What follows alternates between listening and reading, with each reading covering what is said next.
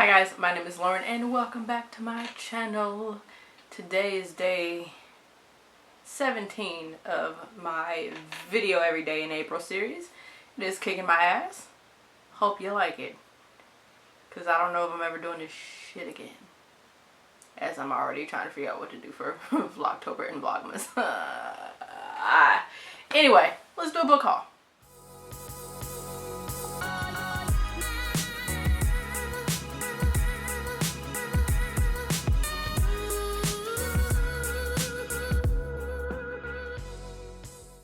Okay, so I thought I would haul the books I've bought this year so far, as it is a much smaller haul than what I would usually have. Usually I have like all of the books I'm about to show you would probably be like my one haul or my one shopping trip, but I'm trying to get some sense about myself. I'm going to spend it on my damn money.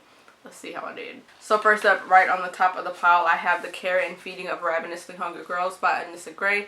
This book thus far is killing me. I bought it in February for Blackathon and was not able to finish it yet. Just simply because, like, I got tired of the heavy. It's just the books I happened to pick for Blackathon. I picked a lot of heavy books.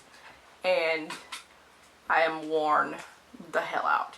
This is a book that's about family. It's about identity. It is about the struggle of trying to do what's right for your family and sometimes maybe not choosing right and dealing with the fallout of that. In this book, we start off with this this couple, this family, really, and the main couple have made a bad decision that kind of blew up in their faces, and so the rest of their family, their siblings, their children, their children's friends, their friends, all these people are kind of dealing with the fallout from it, but more so, you know, their young daughters who now have to live with the fact that they won't have their parents around for the foreseeable future because their parents did something very dumb. That's as far as I got into it. I am going into this one completely blind. I'm really enjoying it. I also really enjoyed the audiobook. The audiobook features the lady who narrated On the Come Up by Angie Thomas, and it's a really, really good audiobook. But oh my god, this book is, it's not even really heavy. It's just, I personally, like, I just wanted fluff.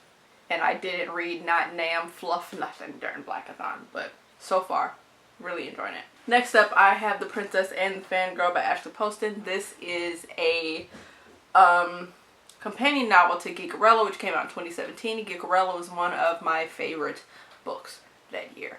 I freaking loved it. I don't know why I said that like that. Just go with it. Anyway, in this one, the two main characters, actress Jessica Stone, and then we have superfan Imogen Lovelace. Yeah, Imogen Lovelace. Like I said, Imogen is a Starfield superfan, and then Jessica Stone is an actress who plays one of the top characters in that show that everyone loves. They go to this con, and basically Imogen is a doppelganger. I was going to say doppelringer.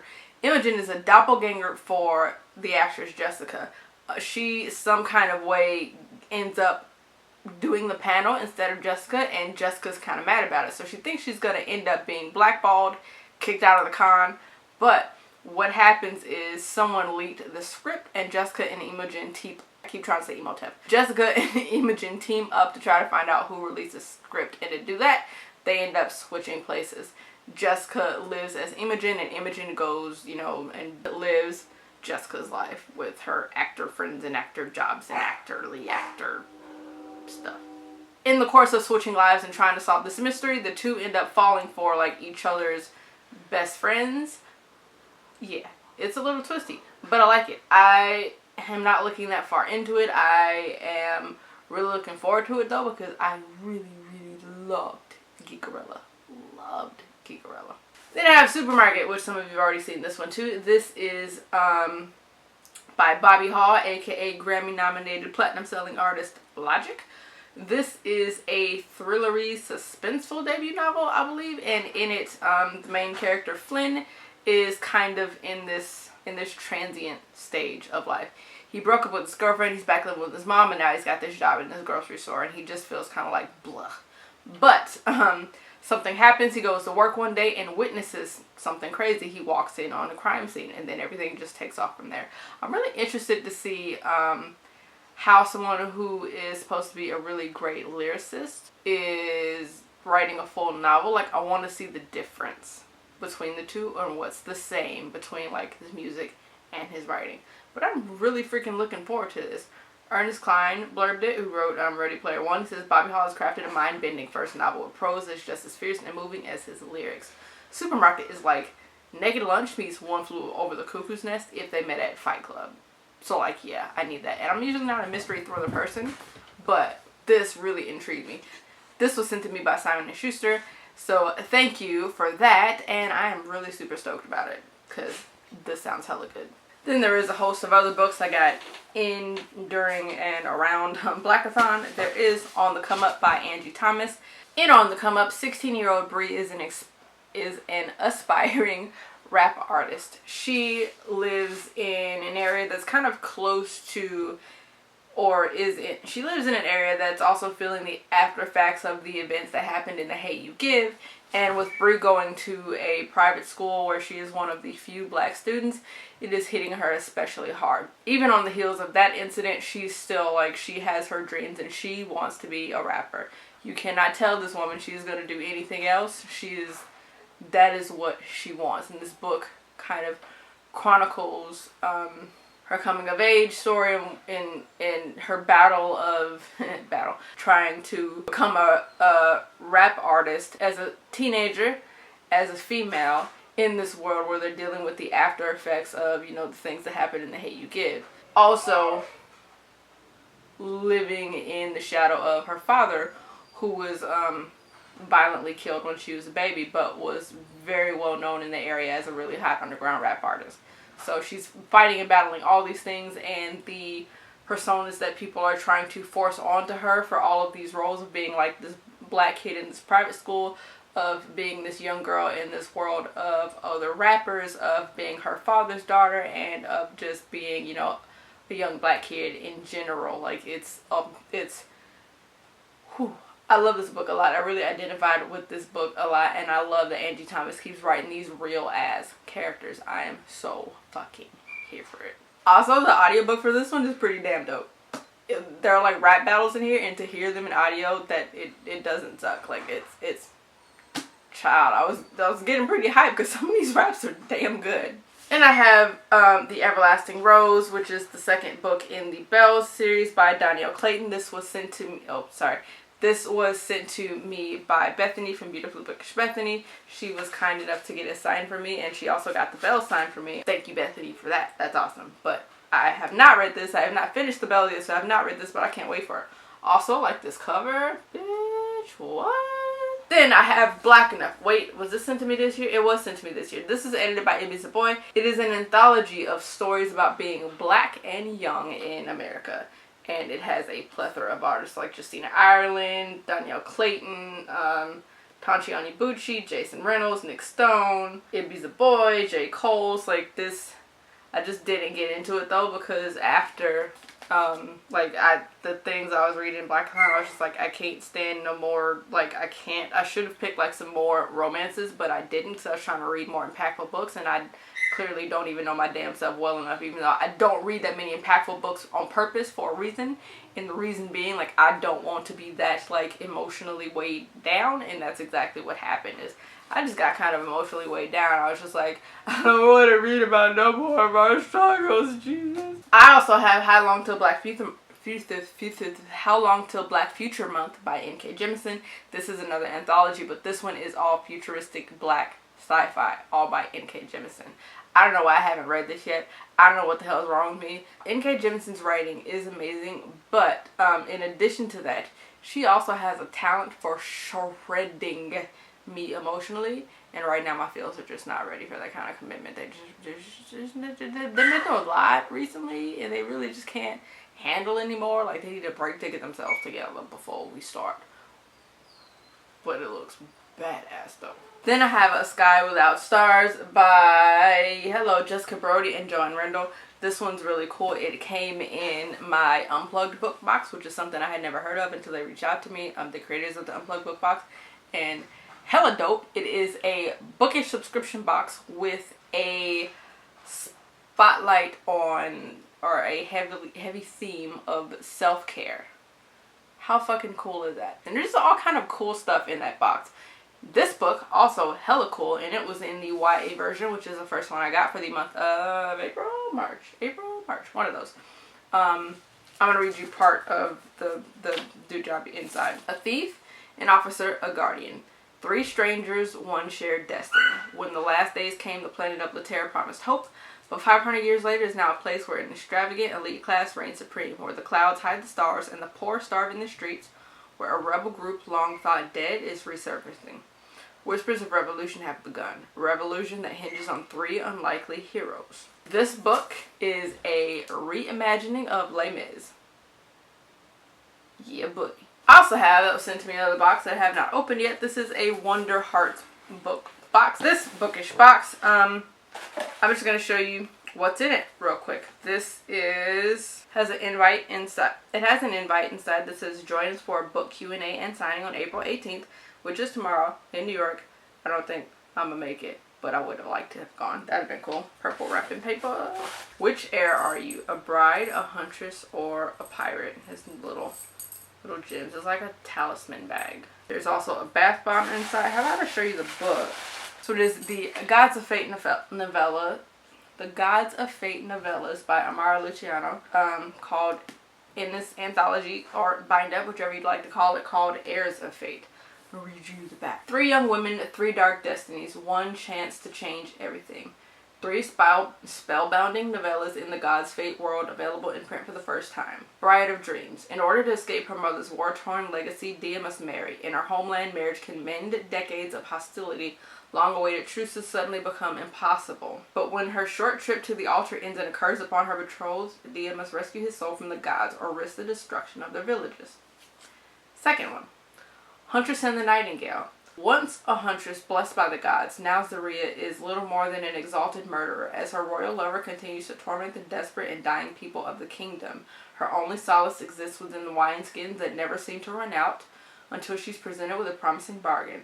Destroy a cursed forest and sin against gods who have likely abandoned her or remain forever imprisoned in a land not her own. And then the third one is called Storm Mistress. Jade, who is what the bath bomb is named, Rosewater Lemon Bath Bomb. Jade has no trouble remembering what her brave and foolish foray into the pirate quarter once cost her. Blood and destruction. Now, clever backdoor deals and swift thrusts of her hips bring her that much closer to stopping the monsters of her island home from abusing their power. But when a mysterious storm goddess kills one of her patrons, an essential member of a deadly captain's crew, Jade's plans threaten to crumble. To stay alive, she must defeat all her enemies, for her death will not win her the island's game of shadows. These all sound really damn cool, and half five for the women of color on the cover. I'm feeling it. So that was a very cool promotional box. I also got Vigil by P.B. Obang. This was sent to me directly by the author, who reached out and asked if I wanted to read it. And the book is basically a love letter to the author's love of comics. So, fucking hell yes. Lomelia is the home of the wonder metal Deridium that has revolutionized modern society. When the newly elected president of this small alien nation is gunned down, it creates a power vacuum filled by his opponent that sets off a chain of events that reshapes the geopolitical landscape. A world away, the U.S. government launches its first superhuman defense initiative, Vigil. The group is comprised of team leader Captain Alicia Conrad, a decisive soldier haunted by her father's legacy, Cynthia Fighting Bull, a cavalier CIA agent with a huge chip on her shoulder, Terrell Morrison, a by-the-book, born-again Secret Service agent, Aaron Blankenship, a gruff soldier and technical genius, and John Arrowhawk, a cocky FBI agent with more confidence in his investigative abilities than his superhuman ones. Vigil's first assignment ensnares them in a conflict that intersects with the events surrounding the Lemalian president's murder, ultimately leading them to the realization that everyone has an agenda. So, sounds hella dope, and it came with these cool-ass fucking character cards. Check this out, yo. These are awesome. It has like power stats, height, weight, background, pics of the characters. Like, this shit's so fucking cool. I love these. So yeah, I really can't wait to get into this one. And I'm also supposed to be reading this month, so check forward and wrap up. A lot of books. Jesus. Then have The Raven Tower by Ann Leckie. This was sent to me by the publishers, Tor Publishing, Orbit. I believe Orbit sent this to me. The masterful first fantasy novel from Ann Leckie, New York Best Time-selling author and winner of the Hugo, Nebula, and Arthur C. Clarke Awards. For centuries, the kingdom of Araden has been protected by the god known as the Raven. He watches over his territory from atop a tower in the powerful port of Vestai. His will is enacted through the Ravenously, a human ruler chosen by the god himself. His magic is sustained via the blood sacrifice that every lease must offer, and under the Raven's watch the city flourishes. But the power of the Raven is weakening. A usurper has claimed the throne. A kingdom's borders are tested by invaders who long for the prosperity that Versailles boasts, and they have made their own alliances with other gods. It is into the unrest that the warrior Iolo aid to Mawat, the true lease, arrives. And in seeking to help Mawat reclaim his city, Iolo discovers that the Raven Tower holds a secret. Its foundations conceal a dark history that has been waiting to reveal itself, and to set in motion a chain of events that could destroy Araden forever. Next up, I have an arc of the Guild of Wolves that was sent to me directly by the publisher. Most everybody knows what the Guild of Wolves is about because it's super hyped up, so I don't really go into that one. I started reading it. It's on my April TBR. I'm not very far into it. Like, by not very far, I mean like I'm 18 pages. That's it. More thoughts to come on that later. I was also sent by Claire Delicia Nellium, which is an urban fantasy. Sounded really cool, and I was like, I love urban fantasies, so yeah, please send it to me. Half the population of the island of Madeira are dead, killed by an unforgiving and indiscriminate plague. Oriana dreams of escaping her life of ruthless cruelty from the people who now rule over those who remain. No telling whom the plague will strike next, Oriana means to find freedom for herself and her people. Drawing strength from ancient tales of her enemy, young Oriana transforms herself from victim to warrior with the help of a mysterious and powerful dagger given to her by a kind and dying boy. Years later, during her enemy's betrothal ritual, Ezra, a boy she's never before seen, selects her as his mate.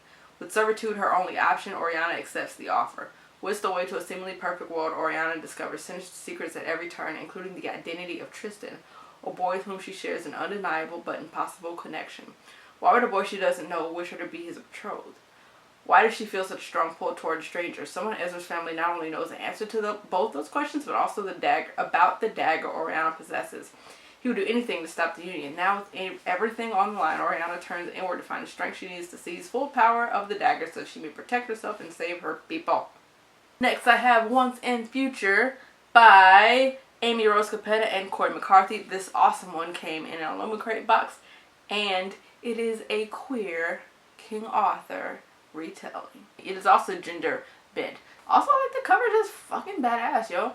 Alright, so check it. Coming to terms with your identity is always difficult, but for Ari as a reincarnation of King Arthur, it just got a lot more complicated. What on earth or anywhere in space can she hope to achieve with a rusty spaceship and an adolescent wizard called Merlin? Gender-bending royalty, caustic wit, and a galaxy-wide fight for peace and equality all collide in this brilliant reinvention of the Arthurian legend. See, told you. Sounds bomb as hell. Almost done, I promise. Alright, then we have The Kingdom of Copper, which is a sequel to The City of Brass. This is the Waterstone Special Edition that they sent it laminated, which is kind of cool. And it's also signed and numbered to match my copy of The City of Brass. This is, of course, a UK cover because Waterstones is a UK publishing company, book company, seller, book. It's UK. Jesus. I love this cover. And the page is sprayed. Yeah, buddy. Y'all have heard me gush enough about The City of Brass that I'm not going to do it again. Then I got The Orphanage of Gods by Helena Coggin. This came in another aluminum crate box a while back, I believe. Let's see what this one's about. It also, look at this cover. Look at the sprayed edges. I'm really getting my, like, teal life on right now. Like, y'all, all my hair is not teal anymore. But, like, I'm living my best life with these teal-ass books, bitch, yes. And signed by the author. 20 years ago, the humans came for their gods. In the bloody revolution, gods were all but wiped out. Ever since, the children left behind have been imprisoned in an orphanage, watched day and night by the ruthless guard. Any who show sign of divine power vanish from their beds at night, all knowledge of their existence denied. No one has ever escaped the orphanage until now. 17-year-old Hero is finally free, but at a terrible price. Her sister has been captured by the guard and is being held in a prison in the northern sea. Hero desperately wants to rescue her and to escape the murderous guardsmen hunting her down, but not all the gods are dead, and the ones waiting for Hero in the north have their own plans for her, ones that will change the world forever. As she advances further and further into the unknown, Hero would need to decide how far is she willing to go to do what needs to be done. But look at it! Look at it! Next I have King of Scars by Leigh Bardugo. This is the next kind of installment in the Grishaverse verse. It, I believe, has Nikolai from the Grishaverse and Nina from Six of Crows are in it together. Also, it's gorgeous. Also, check the, look. Oh, not the back. Look at this spine. And look at it. Look at this book! I almost want to buy another copy and just sit it on my shelf like this without this. Didn't I told y'all I'm a whore for shiny shit, right? Like, you didn't, like, I recall mentioning that, like, in my cover by video several times. And it has The Wicked King by Holly Black. This is a sequel to The Core Prince. This is the Barnes & Noble version. I just took the sticker off and shoved it back here in the book somewhere. Shouldn't have done that. I should have trashed it, but I wanted the sticker in case. I don't know why. Y'all know what The Core Prince is about, so I won't rehash it. This is a sequel to yeah. Then I have The Priority of the Orange Tree by Samantha Shannon. This book is heavy AF. It is big AF. And thus far, I really can't get into it. I've been trying to read this book since March, and I'm just really just like, meh. In the beginning, like, one of the characters, like, slayed the fuck out of me. And I was like, yes, give it to me. And then later on, I was like, give me something. Give me anything. Like, I got to even, like, someone died in the book, and I was just like, that was abrupt. Next. Like, I don't know, for some reason, I'm just not that wrapped into it as everybody else seems to be. Just not me. I think that's it. Is that all my books? That's it. So, those are all the books that I have bought or received in the year of our Lord 2019. I think there are a couple more. There's one that I want to get. Like, I just found out that the Superman from the DC Icon series is already out, so I gotta get a UK version of that to match my UK version of all the others. But other than that, I believe that's it, guys. So, not bad for a me haul. Usually that's my haul for like the month or the week if I go to Goodwill or some shit like that. But that's my haul for the year, and a lot of them I didn't buy. I was sent by publishers and stuff, so my pockets appreciate it. That's it for this video, guys. I'll see you all tomorrow for who knows what in my day 18 video.